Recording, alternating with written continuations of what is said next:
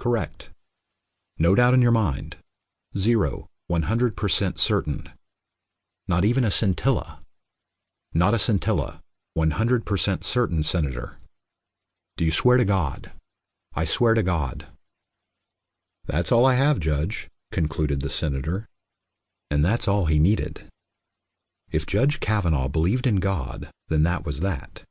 If he could solemnly swear to a supernatural being, then he simply must be telling the truth. For Senator Kennedy, and for many millions of Americans, a proclaimed faith in God is eminently significant when it comes to discerning the nature of truth or lies, good or evil, wrong or right. After all, God-believers are more apt to be more truthful, good, and moral than secular non-believers, right? As President Trump's first Attorney General, Jeff Sessions, has publicly proclaimed, secular people are actually incapable of knowing truth, for without God, there is no truth. Jeff Sessions' replacement, Attorney General William Barr, has gone even further, declaring that social problems such as crime, drugs, and sexually transmitted diseases are the direct result of a moral crisis perpetuated by the secularists of today. For Senator Kennedy, Attorneys General Sessions and Barr, and so many other powerful people occupying key positions within Trump's administration, God is the underlying bedrock of truth, goodness, and decency.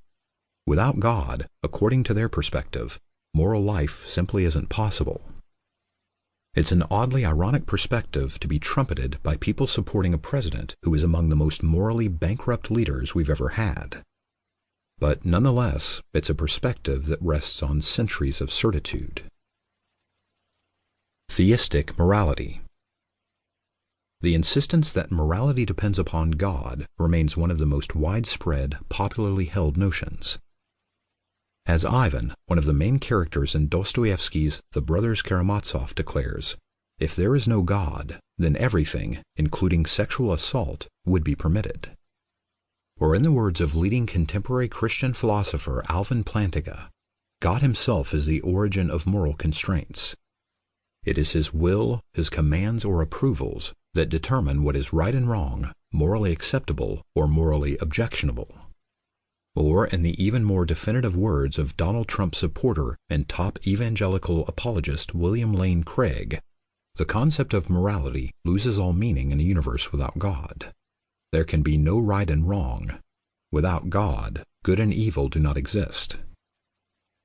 Despite the fact that such an unequivocal, age-old, God-based view of morality continues to be shared by millions of people, its global popularity provides no cover for its intrinsic erroneousness. The deeply entrenched beliefs that there must be a God in order for morality to exist, and that we must believe in this God in order to be moral, are both problematic and in many instances pernicious.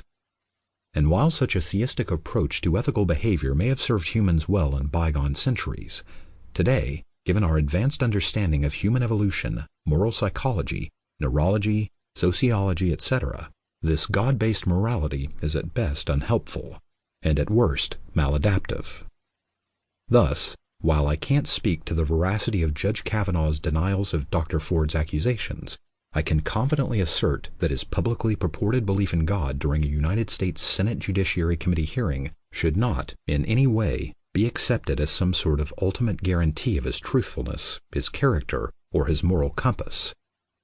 And the pervasive premise that personal faith in the supernatural rests at the heart of moral living, a premise shared by our most powerful leaders, should not be accepted uncritically. The brute fact is that morality based on belief in God, theistic morality, rests on untrue premises, limits our capacity for empathy and compassion, stymies our ability to take responsibility for our choices and actions, obfuscates the naturally evolved sources of ethical conduct, and ultimately thwarts moral progress, holding individuals and societies back from confronting the dire problems of the day and attending to the very real suffering they produce. That said, my critique of theistic morality is not meant to impugn all people of faith. I happily recognize that many worshippers of God are moral and ethical and do a tremendous amount of good in the world. And not all religious people base their morality solely upon God, to be sure. Nor are all religious people irrationally fervent or dangerously dogmatic in their faith. Many are